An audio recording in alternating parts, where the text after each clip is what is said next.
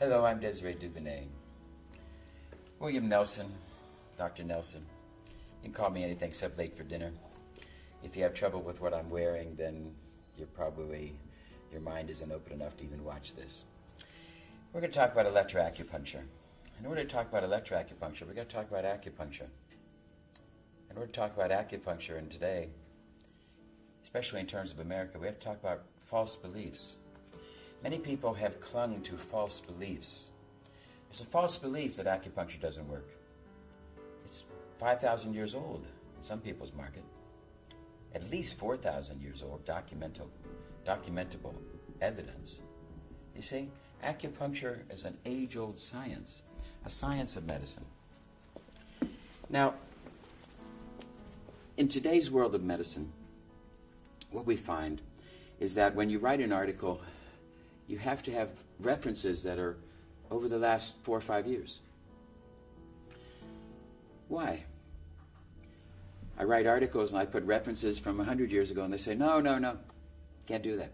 10 years is too long. What about the test of time? Acupuncture has met the test of time. If what you're doing does not meet the test of time, in other words, if what you did 5 years ago is obsolete and archaic, I would have to think that you might want to challenge the philosophy of what you're doing. And the basic philosophy of allopathy is inappropriate, inaccurate. Allopathy doesn't work. Treating the symptoms just doesn't work. The whole basis of synthetic chemistry, that's a false belief. And when somebody exposes a false belief, people get angry, they get mad. It's a false belief that the little head, your penis, is the choice of or the chooser of your sex. Sexuality is a big head choice, not a little head choice. We all know what happens when we make choices with the little head. We get in trouble. Sexuality is a choice for the big head. Now let's get back to our whole idea. Acupuncture. False belief that many people cling to that it doesn't work, and yet thousands of years. So when you look to an acupuncture text and you see references, you'll see some of them 500 or 1,000 years old. That's what a true science should be, especially a science of medicine. If it doesn't meet the test of time, and obviously, without doubt, synthetic chemicals and allopathy does not, because it's always changing. New ideas are coming out, and they find out what they did in the past is always wrong, because what they do is always wrong. Let's talk about acupuncture for a minute. It develops thousands of years ago in China and spreads to places like Japan and Korea, South Korea, North Korea, Vietnam, all over the world, in cultures that hate each other. The Japanese hate the Chinese. The South Koreans hate the North Koreans. There's still a border. The Vietnamese, North and South, fought. These cultures hate each other, even that close, even sharing a common language. But if we take the example of Japan and China, different language, different structure, different ideas, and yet acupuncture is exactly the same. I'm sure that when it came to Japan, the Japanese said, oh, the Chinese are foolish, they don't know what they're doing. As they investigated it, what do they find? The liver meridian is on the big toe. The lung meridian is on the thumb. The heart meridian is on the finger. Somebody probably said, no, that can't be. The Chinese don't know what they're doing. But when they investigate it, what do they find? The same thing as it spreads throughout the world. And today, the largest form of medicine, having withstood the test of time, the challenges, the development. Really, what are we looking at when we talk about acupuncture? Now, we're going to talk about electroacupuncture. And as we have now talked about the test of time as one way of passing the idea and accepting that it is true, but let's talk about another idea of acupuncture. We know that there's a thing called a point detector. We can take a resistance device, rub it over acupuncture points, and there's a different resistance over these points. The same points that have been used for thousands of years. There's a different skin resistance. That skin resistance means that it's detectable. It's called a point detector. They can find these things. Now, skin resistance is how does it resist the flow of electrical current? Electrical current is a concept of volts and amps. And we have Ohm's law, where volts equals amps times resistance. And when there's a change in the resistance, there must be a change in the voltammetry. There must be a change in the volts and amps at that point as well. That's just electrical law. So in order to study this, it was about 30 years ago, and I started thinking about all of this and wondering. And then about 1985, I started doing an experiment. In the beginning of the experiment, we had to put all the people into a Faraday cage. And we put a very elegant machine to measure these acupuncture points and to measure the oscillations. We had to have high gain amplifier. And to start with, there was so much aberrant electrical in the air, we had to start in a Faraday cage. We tested these people in a Faraday cage, all of the different points, and lo and behold, we found out that healthy points have different electrical signatures. This electrical signature is not a single frequency. Absolutely not a single frequency. It is always a frequency band. It is always a waveform. And there might be a complete waveform difference from one point to the next point. And a different frequency. A different structure of this electric. We can measure it. After we were able to find out what it was and the nature of it, we could do away with the Faraday cage and go on with our test, and we ended up with over 700 done between 85 and 89. 1989 is when we got the device registered. Registered to measure this resistance, count the vibrations, and to make an interplay. That's what the original electrophysiological feedback zeroid, EPFX, was done. Now it's been challenged all over the world. After all of this time now, we now have some new studies that we've done where we've been able to find, through a large study with 25,000 plus therapists, 97,000 plus patients, almost 300,000 patient visits, that the electroacupuncture was completely safe and effective. Not one reported significant risk. Completely safe and completely effective. And because of this research, the European community has now accepted our device as electroacupuncture. Because what we're able to find is that we take this energy of these points, such as lung 1, take that energy, give it to the body, see how the body responds. If the body needs that, if the body needs that energy, it will absorb some or all of it. We can establish a feedback loop as we send energy in, measure energy out. The cybernetic loop, this feedback loop, hence the name electrophysiological feedback zeroid, this loop would then be able to keep giving the energy until the appropriate time where the body no longer needs it. The body then resonates to it. And lo and behold, we're able to test all of the acupuncture points in short period of time, very short period of time, and fix them. Incredible.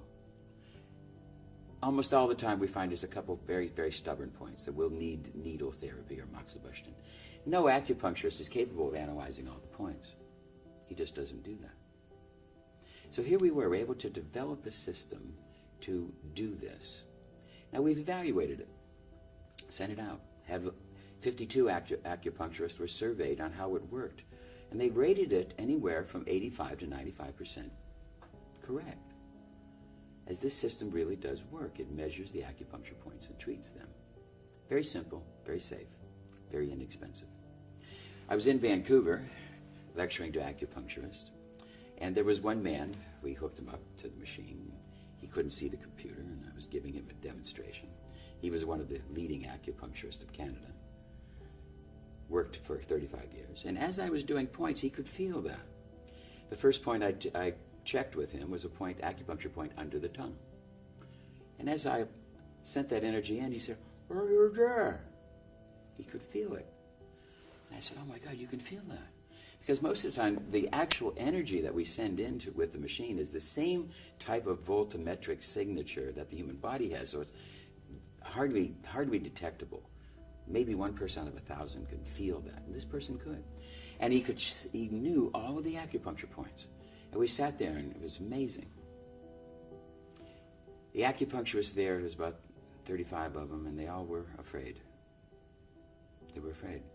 They said to me, "Who's going to need to come to an acupuncturist when you can get a computer to do the job?" Years ago, all the accountants were afraid. Who's going to need an accountant if you can get a computer to do the job? Today, there are more accountants than ever. And would you hire an accountant who did not have a computer? Answer, no. The computer is a tool that makes that accountant better.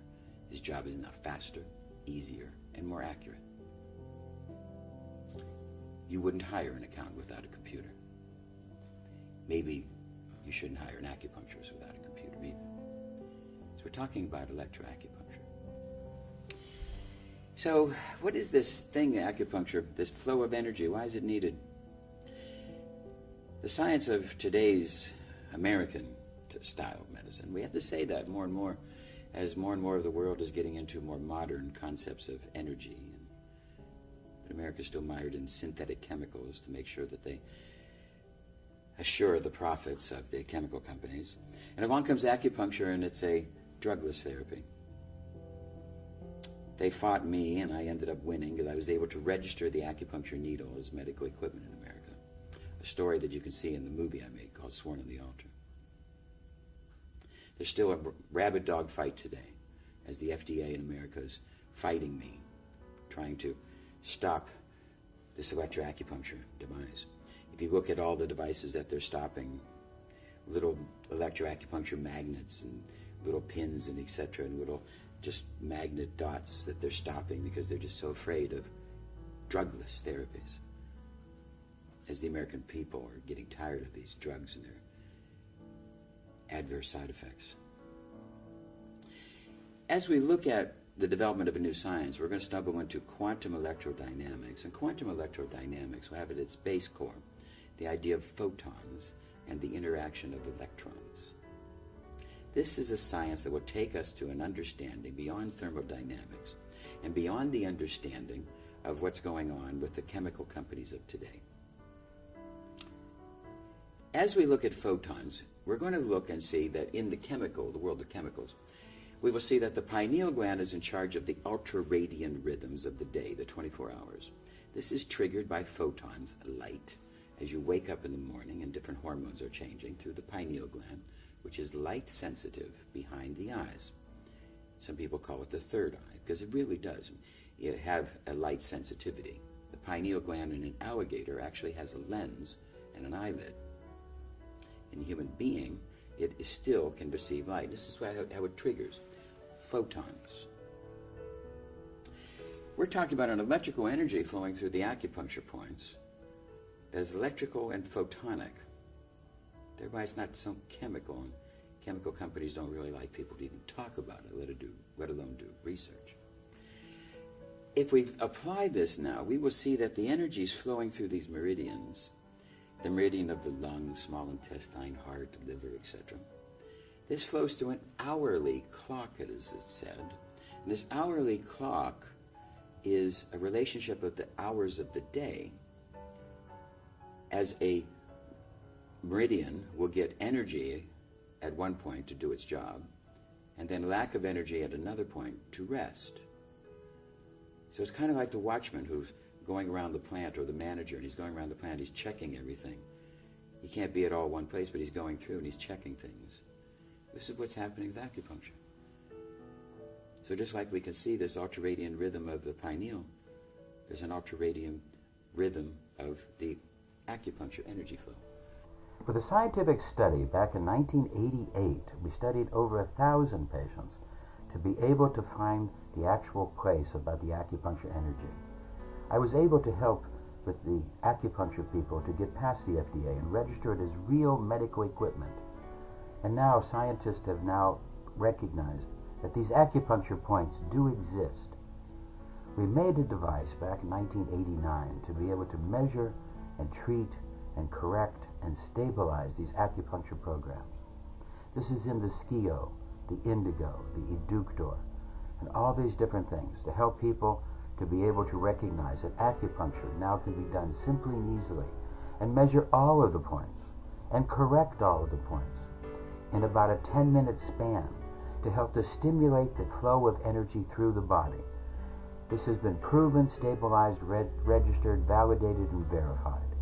And we now need to recognize this is part of the reality of today's medicine.